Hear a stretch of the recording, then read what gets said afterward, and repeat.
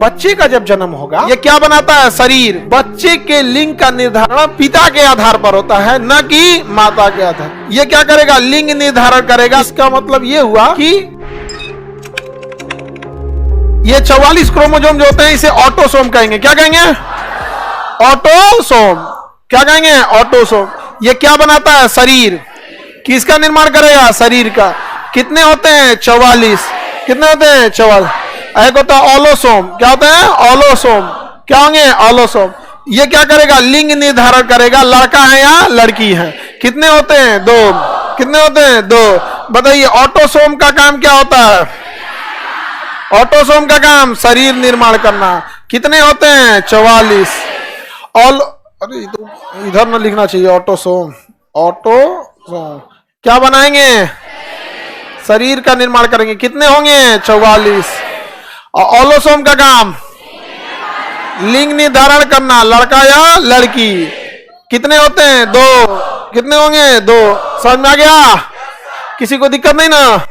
ध्यान से देखिए, मेल और फीमेल दोनों का शरीर एक जैसा होगा, लेकिन केवल अंतर किस में होगा? लिंग निर्धारण में। समझ में आ गया? लिंग निर्धारण में ही अंतर रहेगा यहाँ पे। अब हम समझते हैं यहाँ पे आगे। जब बच्चे जन्म लेता है तो बच्चे को नीला रंग से रंग देते हैं यहाँ पे, चाइल्ड। बेबी लिखा जाता है, चाइल्ड नहीं। छोटा बच्चा चाइल्ड होता तो नहीं, बड़ हो जाता है। बेबी एकदम में छोटा होता है, एकदम छोट बकलोले लगता है, तो थोड़ा बड़ लिखते हैं। क्या लिखते हैं? चाइल्ड। बाबू। अरे वो 2-3 महीना वाला एकदम अजीबे लगता है सब। हाँ, अजब टाइप का होता है सब। हाँ, डर लगता है उन सबको देखते हैं। अरे बाप रे बाप, यही सब लगता है कि माने बच जाएगा कि ना। 1-2 महीना वाला रहता है ना, भाई बच जाए तो कि ना यहाँ पे। और जब 3-4 महीना का हो जाता है तब ओकरा के देख के लगता कि आदमी बच जाएगा कि ना। इतना ना नौटंकी करेगा सब। तो देखिए, बच्चे का जब जन्म होगा तो देखिए, मेल जो होता है, मेल, इसमें जो ऑलोसोम होता है लिंग निर्धारण वाला, ये 2 टाइप का होता है। कितने टाइप का होता है? 2, एक्स और वाई। जबकि फीमेल में एक्स और एक्स। ऐसा मत समझिएगा इसका आकार एक्स टाइप का होता है। नाम रखा जाता है। क्या रखा जाता है? नाम। किसी ना किसी सबका कोई ना कोई क्या होता है? नाम होता है। तो उसका नाम क्या रखा गया है? एक्स। और उसका नाम वाई। कोई ना कोई नाम रखिएगा ना जी, किसी को दिक्कत? अब जो बच्चे होंगे उसमें ये शरीर वाला है, तो 22 में से 44 में से क्या हो जाएगा? 22। 44 में से इधर भी 22। कितना हो गया? 44। बच्चे के शरीर में ऑटोसोम कितना आना चाहिए? आ गया 44। पूरा आया कि आधा? आधा इधर से, आधा इधर से। इसीलिए क्या कहेंगे? अर्धसूत्री। क्या कहेंगे? अर्धसूत्री। याद रहेगा ना? बताइए, 44 का 44 भेज दें। 44 में से 22 प्लस यहां से भी 22, टोटल कितना हो गया? 44। बच्चे का शरीर बन गया। शरीर बनने के लिए कितना चाहिए? 44। 44 को क्या कहेंगे? ऑटोसोम। कितना हो गया? 44। अब बच्चे का बनेगा, लिंग का निर्धारण होगा, लड़का होगा कि लड़की, लड़का होगा कि लड़की। चलिए अब इधर से देखा जाए, लड़का या लड़की।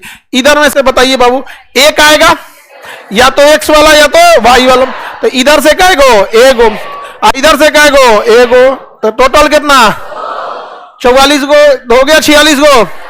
पिता में भी था 44 प्लस 2, माता में भी 44 प्लस 2, बच्चा में भी 44 प्लस 2, यानी मेल में भी 46, फीमेल में भी 46 और बच्चे में भी 46। यही हो गया। सब में से आधा आधा आया, आधा अर्धसूत्री विभाजन। कौन सा विभाजन? अर्धसूत्री विभाजन। समझ में गया? तो बच्चे के शरीर में तो कोई दिक्कत नहीं, बन जाएगा। अब देखिए इधर से समझिए, ये ऑलोसोम है जो लिंग निर्धारण में, माता में ये वाला आए या ये वाला आए, दोनों में से कौन आएगा? एक।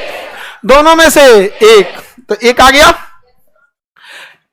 पुरुष में से एक आएगा। अगर एक्स आ गया तो पहले से यहां एक्स है, क्या बन जाएगी? लड़की। और अगर वाई आ गया तो लड़का, वाई आ गया तो लड़का। यानी बच्चे के लिंग का निर्धारण पिता के आधार पर होता है, न कि माता के आधार। किसके आधार पर होता है? माता के आधार पर नहीं होता है। अगर एक्स आ गया तो लड़की, वाई आया तो इधर दिमाग क्या लगाना है, आएगा ही एक्स, आएगा ये भी वही है, ये भी वही है, आएगा ही कौन सा? एक्स। समझ आ गया कि नहीं आ गया? और उधर से एक्स या वाई, एक्स आया तो लड़की, वाई आया तो लड़का। समझ में आ गया? इसका मतलब ये हुआ कि ये निर्धारण करने में पुरुष का भाग हाथ होता है, पुरुष के, जबकि गांव में सुनती कौन है? महिला। महिलाओं को दो तरह से सुनना पड़ता है। अगर खाली बेटी है तो कम सुनना पड़ेगा, अब बेटा बेटी कुछ नहीं है ज्यादा ही सुनना पड़ जाता है। समझ में गया? अब बाल बच्चे कैसे नहीं होते हैं, ये रिप्रोडक्शन का चैप्टर है। जुड़वा कैसे हो जाते हैं, ये रिप्रोडक्शन का चैप्टर है। कोशिका विभाजन का नहीं है। समझ में गया? कोशिका विभाजन का भाग नहीं है, वो रिप्रोडक्शन चैप्टर का है। अब इसमें कई को रिप्रोडक्शन चैप्टर पूछोगे, इस डिपेंड, ये बताता है कि आप 12th तक की पढ़ाई में क्या किए हो। कुछ भी नहीं किए। इसका मतलब जब आपको बायोलॉजी छोड़िए, चैप्टर का ही ज्ञान नहीं है कि ये कोशिका एकदम माइक्रो ऑर्गेनिज्म पढ़ना है, रिप्रोडक्शन में ना पूरा शरीर पढ़ना है उसका। तो जुड़वा बच्चे कैसे होंगे और उसका शकल सेम होगा या शकल सेम नहीं होगा, वो दोनों टाइप के, दो टाइप का जुड़वा होते हैं सर। एगो जुड़वा होगा, एगो लड़का हो जाएगी, एगो लड़की हो जाएगा। चाहे दो होगा, सब शकल सूरत मैच नहीं करेगा। एगो होता है फोटोकॉपी हो जाते हैं सर। एक तो है सब 2018 के बैच में एगो एडमिशन लिया था उसमें। समझ में गया? अच्छा, बदमाशी करेगा एगो, और हम नहीं ना थे सर, भैया था, परेशान कर दिया था सर। समझ में आ गया कि नहीं आ गया यहाँ पे? तो उसके बाद आदमी उब गया। तो हम कहे कोई भी बदमाशी करो, पिटाएगा दोनों। परेशान कर दिया था एकदम। उसको हम पढ़ा रहे थे तो बताएं कि देखो, जो कोशिका दिखाई नहीं दे वो यूकैरियोटिक या प्रोकैरियोटिक? जीव जंतु जो दिखाई ना दे वो क्या हो जाएंगे? तो कह रहा है कि सर मेरा भैया पीछे पता नहीं कहां बैठा है, दिखिए नहीं रहा है। तो इसका मतलब वो प्रोकैरियोटिक है। अरे तुमको नहीं दिख रहा है तो तुम प्रोकैरियोटिक बना देगा। अरे एक से एक नमूना आता है सब। आगे बढ़े। जुड़वा भाई, ये किस चैप्टर का है? रिप्रोडक्शन का। अब एक ध्यान से समझो, समझने की बात समझो। एक और समझ में आ गया? ये बताइए, अगर ये 44 में से आना कितना है? 22, और इधर भी 44 से आना है 22, यहां बनना कितना है?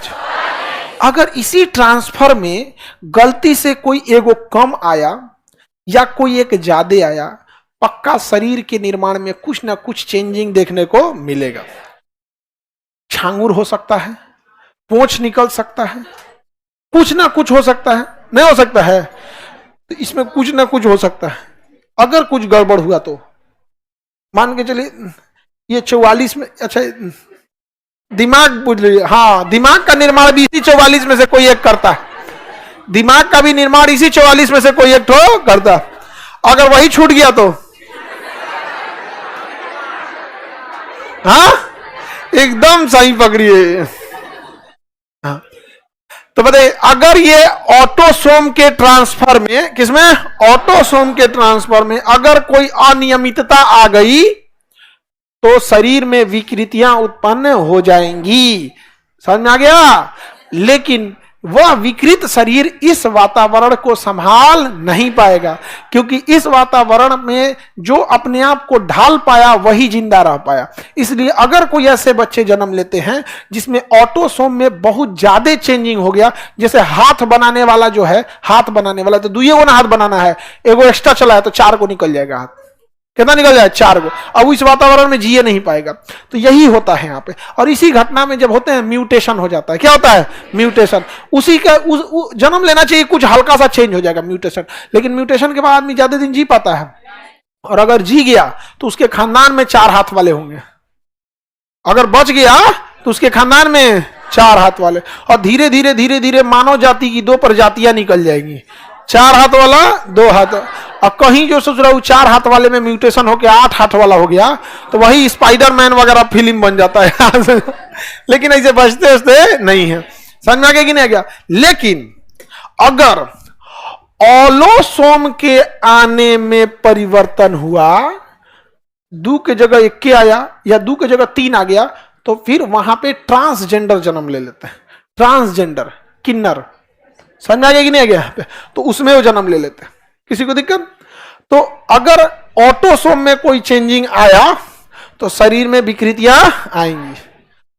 आप में से किसी के शरीर में कुछ है छांगूर या ये सब चीज ऑटोसोम में चेंजिंग वाला होगा कोई ऐसा?